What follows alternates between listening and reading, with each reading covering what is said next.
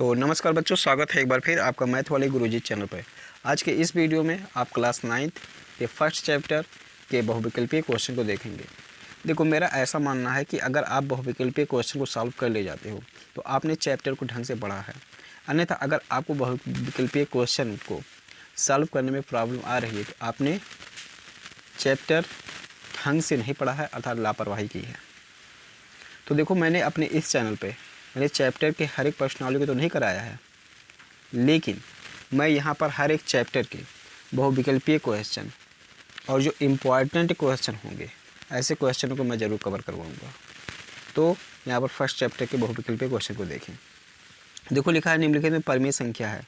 तो परिमेय संख्या किसे कहते हैं? जब हम संख्याओं को p/q के रूप में लिख सकते हैं, अर्थात q 0 के बराबर ना हो, तो उसे हम लोग परिमेय संख्या कहते हैं। देखो, यहाँ पर लिखा है निम्नलिखित में परिमेय संख्या है। तो देखो, यहाँ ऐसे लिखा गया है, ऐसे। क्या ये परिमेय संख्या हो सकती है? देखो, जब 3 लिखा रहता है तो इसका मतलब अंदर वाले का, देखो 3 × 3 लिख सकते हैं। तो 3 जब लिखा यहाँ पर लगा रहेगा तो ये घनमूल का होता है निशान। घनमूल का मतलब ये है कि इसका 3 पेयर बनना चाहिए, मतलब इसका ट्रिपलेट बनना चाहिए, अर्थात एक 3 और होता तो ये निकल जाता, तब 3 ये बाहर निकल जाता और ये परिमेय संख्या हो जाता है, लेकिन ऐसा नहीं है। तो ये भी कट। बी वाला देखो √7 है। √7 7 अभाज्य संख्या है। अभाज्य संख्या अगर रूट में है तो वो अपरिमेय संख्या होगी, मतलब परिमेय संख्या नहीं होगी। सी वाले में देखो 2.737373। डी वाले में देखो 0.9, तो ये भी अपरिमेय संख्या ही है। ठीक है, इसका भी अगर हम लोग निकालेंगे तो बहुत लंबा जाएगा, स्क्वायर रूट। तो ये देखो, जब भी ऐसा लिखा रहेगा, कोई भी चीज़ अगर रिपीट हो रही है और वो पैटर्न में चल रही है तो वो परिमेय संख्या होगी। जैसे ये देखो 2.737373। अच्छा बताओ, सभी के बटे में 1 लिख सकता हूँ। ठीक है, तो 1 लिख दिया। अब यहाँ पर मैं इस पॉइंट की जगह पर एक ऐसे मैं गुणा करा दूँ ऐसे, और उसके बाद इसको सॉल्व कर लूँ। ठीक है, तो ये p/q के रूप में है कि नहीं है? तो ये p/q के रूप में बदल जाएगा, और जिसे हम p/q के रूप में लिख सकते हैं वो परिमेय संख्या होती है। तो यहाँ पर सही ऑप्शन जो हो जाएगा वो कौन सा हो जाएगा बच्चों? सी वाला सही ऑप्शन हो जाएगा। ठीक, आगे बढ़ेंगे। फिर देखो, निम्नलिखित संख्याओं में से परिमेय संख्या होगी √5 जो कि एक अभाज्य संख्या है, प्राइम नंबर है, तो ये तो नहीं होगी। √1, इसको तो √1 हो सकता है। देखो बी वाला ऑप्शन देखो √1, क्योंकि इसको देखो √1 को हम लोग क्या लिख सकते हैं? 1 × 1 लिख सकते हैं। इसका पेयर बन गया, एक बाहर निकल गया, और एक क्या हो? परिमेय संख्या है। तो यहाँ पर जो आपका सही ऑप्शन हो जाएगा वो बी वाला सही ऑप्शन हो जाएगा। ये सब चीज़ को देखने की आवश्यकता नहीं है। ठीक, जब एक हमको ऑप्शन मिल गया सही तो वही सही हो जाएगा। अपरिमेय संख्या आपकी बार क्या पूछ रहा है भाई? अपरिमेय संख्या पूछ रहा है, अर्थात जो p/q के फॉर्म में ना हो उसे अपरिमेय संख्या। तो इसको देखो 22/7 दिख रहा है आप लोग को, 22/7 p/q के रूप में है, तो ये परिमेय संख्या है। 0.69, ये भी देखो यहाँ पॉइंट के बाद ख़त्म हो रहा है, अर्थात शांत दशमलव है, तो शांत दशमलव जो भी होगा वो क्या होगा? परिमेय संख्या होगा। 5/√16, 16 का कितना होता है भाई? 5/√16 ऐसे लिखा हुआ है, तो 5 कितना हो जाएगा? 4 हो जाएगा, क्योंकि 16 का वर्गमूल 4 होता है। तो ये p/q के रूप में है। ठीक है, अब यहाँ बचता है एक पाई। तो पाई बच्चों आप लोग जान लो कि पाई जो होता है वो अपरिमेय संख्या होता है। ठीक है, पाई जो होता है वो अपरिमेय संख्या होता है, इतना आप लोग जान लीजिए। ठीक, अच्छा, पाई का यहाँ पर जो मान लिया जाता है 22/7, यह एक परिमेय संख्या होगा, लेकिन पाई जो होगा वो अपरिमेय संख्या होगा। ठीक है, तो इतना ध्यान रखेंगे। जैसे यहाँ का देखो क्वेश्चन में दिया भी था 22/7 परिमेय संख्या हमने लिया। ठीक है, जो कि पाई का मान होता है। चौथा नंबर में देखो, तो यहाँ पर सही ऑप्शन कौन सा हो जाएगा भाई? सही ऑप्शन यहाँ पर दूसरे का जो सही ऑप्शन हुआ था, ये फर्स्ट का हुआ था, फर्स्ट का सी, दूसरे का बी वाला सही ऑप्शन, उसके बाद तीसरे का बी वाला सही ऑप्शन। ठीक है, तो आप लोग अपना टिक लगाते रहेंगे नोट करके। अगला देखें, संख्या 4√3 है, तो 4√3। एक चीज़ आप लोग समझ लो, यहाँ पर जब भी अपरिमेय संख्या और परिमेय संख्या का जोड़ होगा, घटाना होगा, गुणा होगा, भाग होगा, तो वो हमेशा अपरिमेय संख्या ही आएगा, अपरिमेय संख्या ही आएगा, इतना ध्यान रखना। ठीक है, तो देखो यहाँ पर है क्या, 4 एक परिमेय संख्या है, √3 एक अपरिमेय संख्या, इन दोनों का गुणा हो रहा है तो कैसा आएगा भाई, अपरिमेय। तो चौथा कौन सा सही, सी वाला, चौथा नंबर सी वाला सही। ठीक, उसके बाद देखो 5वां का, निम्न में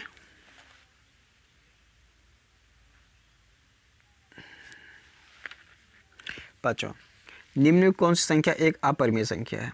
तो अपरिमेय संख्या यहाँ पर देखो, यहाँ पर √4/9 दिया गया है, तो 4 का जो वर्गमूल होगा वो 2 हो जाएगा और 9 का वर्गमूल जो हो जाएगा 3 हो जाएगा, तो 2/9 जो कि एक p/q के रूप में है, तो ये परिमेय संख्या हो जाएगी। 4/5 परिमेय संख्या है ही।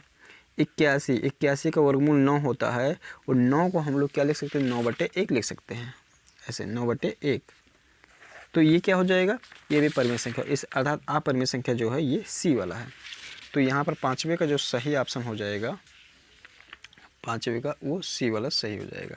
ठीक, अगला देखें, निम्न में से कौन सी संख्या अपरिमेय है। अपरिमेय, यहाँ पर अपरिमेय भी पूछ रहा है, तो देखो यहाँ पर अपरिमेय, ये आप देख सकते हैं 0.14, ये परिमेय संख्या हो जाएगी क्योंकि ये शांत दशमलव हो गया। 0.1416 पे बार लगाया गया है बच्चों, 16 पे ऐसे बार लगाया गया है, यहाँ पर ध्यान से देखना।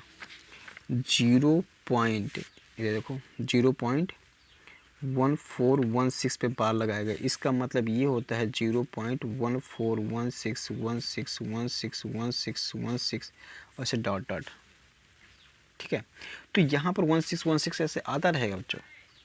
तो एक चीज़ यहाँ पर ये ध्यान रखना, अगर पैटर्न है वो बार बार रिपीट हो रही तो वो परिमेय संख्या होगी, वो परिमेय संख्या होगी, ध्यान रखना इसको हम p/q के रूप में बदल सकते हैं। आपने अभ्यास पढ़ा होगा तो इस तरीके से क्वेश्चन किया होगा कि हम लोग इसको x मान लेते थे, फिर 100 से या 10 से 1000 से गुणा करते थे, फिर घटाते थे समीकरण 1 या 2 मान के। ठीक है, आपने किया होगा। तो ये क्या हो जाएगा, ये परिमेय संख्या है। यहाँ पर भी देखो बार लगा है तो ये परिमेय संख्या होगी। सीधे से सिंपल से जान लो कि अगर बार लगा है तो वो परिमेय संख्या होगी।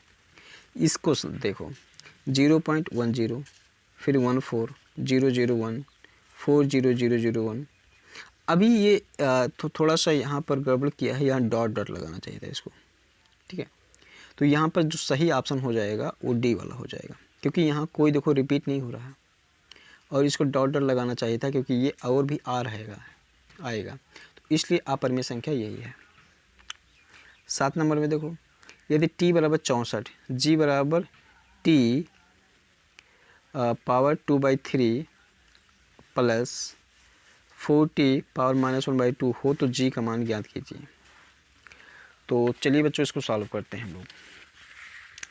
दिया हुआ है t = 64,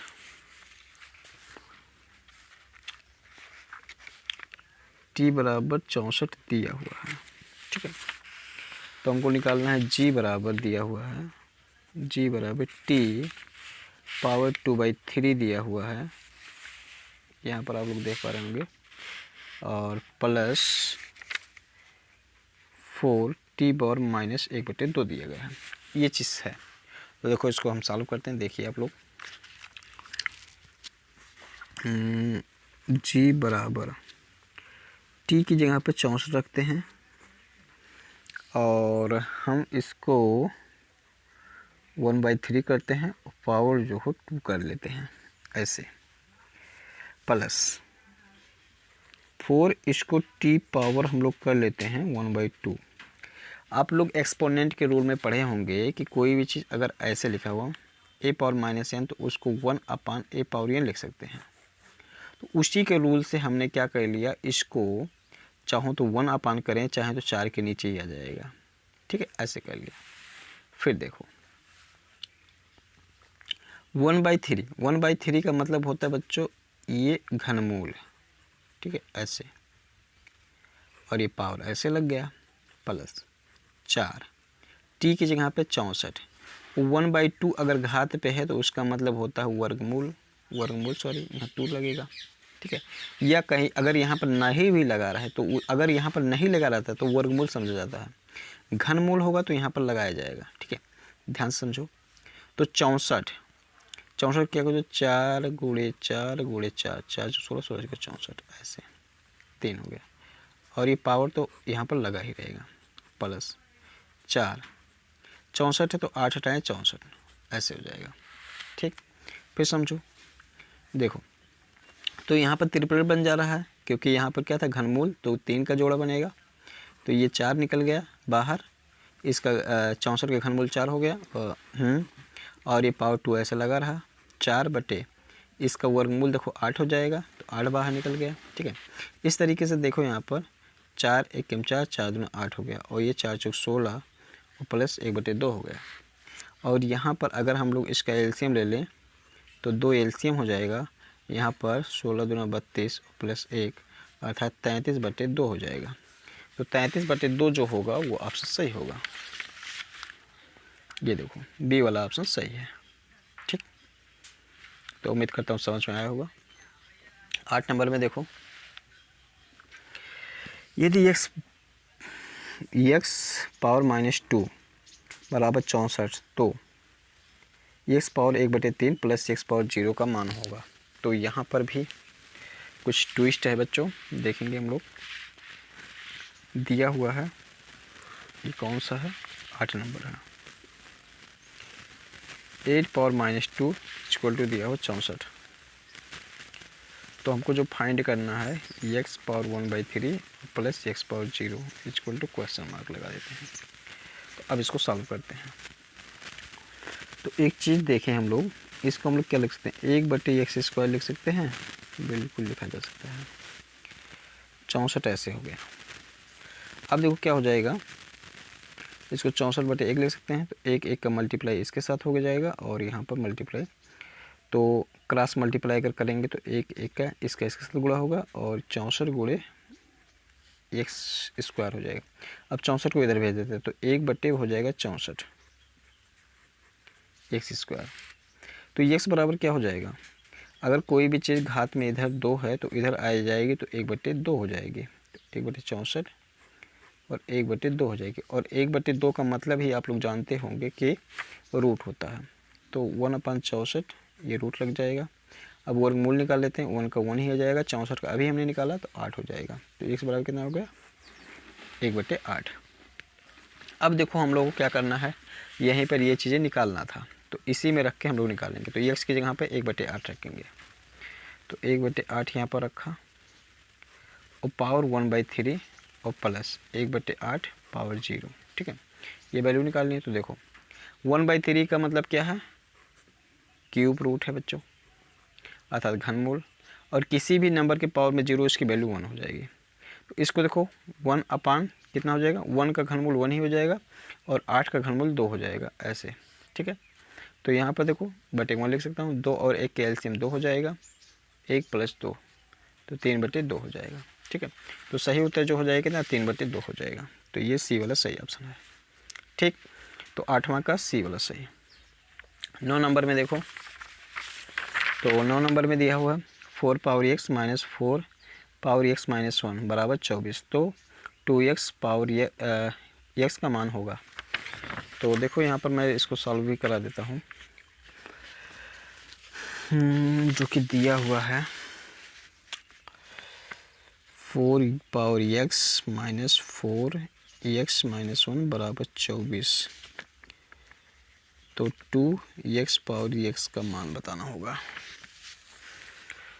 तो इसमें कौन सा दिमाग लग सकता है भाई, इसमें एक दिमाग लग सकता है। देखो क्या करते हैं हम लोग, 4x ऐसे लिखा हुआ है, इसको देखो क्या लिख सकते हैं, 4x मल्टीप्लाई 4 के पावर -1 लिख सकते हैं बराबर 24। ऐसा हमने ऐसे ही ले लिया क्योंकि जब बेस बराबर होता है तो घात जुड़ जाता है, तो घात को हम लोग जोड़ेंगे तो x - 1 पुनः आ जाएगा, ठीक है।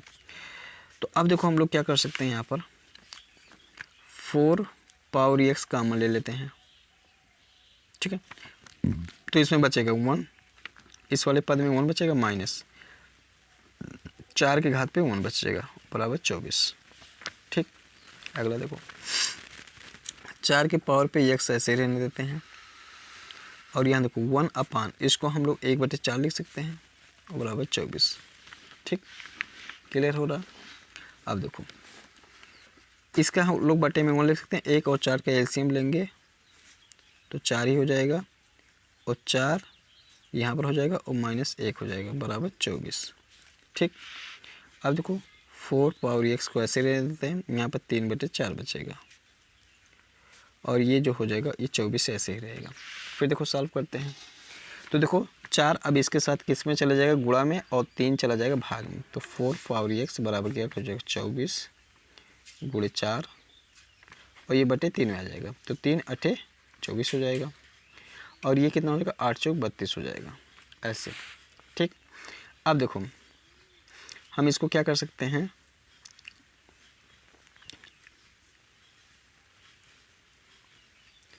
बत्तीस को अगर हम लोग तोड़ना चाहे, 2 दूना 4, 4 दूना 8, 8 दूना 16, 16 दूना 32 हो जाएगा। तो इसको हम लोग कितना लिख सकते हैं, 2 पावर 5 लिख सकते हैं 32 को। अच्छा इसको देखो हम लोग क्या लिख सकते हैं, 2 पावर 2 होल पावर 2 एक्स लिख सकते हैं, क्योंकि पावर के ऊपर पावर रहता है तो पावर का गुणा हो जाता है, तो फिर यही आ जाएगा, 2 के पावर 2 एक्स हो जाएगा। तो देखो अब क्या हो जाएगा, ये 4 पावर एक्स हो जाएगा, ठीक है। सॉरी 4 पावर एक्स नहीं करेंगे, तो इसको देखो क्या करेंगे हम लोग, क्योंकि 4 पावर एक्स कर देंगे तो फिर यही आ जाएगा, तो 2 पावर, ये पावर का मल्टीप्लाई हो जाएगा 2x हो जाएगा, तो 2 पावर कितना आ जाएगा 2x आ गया, और यहाँ पे देखो 2 पावर 2x बराबर 2 पावर 5, तो जब बेस बराबर होता है और दोनों बराबर के साइड में होते हैं, तो लेफ़्ट और राइट में दोनों बेस बराबर होते हैं, तो ये पावर भी बराबर हो जाता है, तो 2x बराबर 5, तो x बराबर कितना हो जाएगा 5/2 हो जाएगा, 5/2 हो जाएगा। अब यहाँ पर हमें जो मान पूछ रहा था, यहाँ पर है 2x पावर x, तो देखो हम लोग यहाँ पर लिखते हैं 2 और ये x का पावर इतना 5/2, और 5/2 को ऐसे रखते हैं, तो ये कितना हो जाएगा, ये कट जाएगा, 5 हो गया, और पावर 5/2 है। तो यहाँ पर जो सही उत्तर आ जाएगा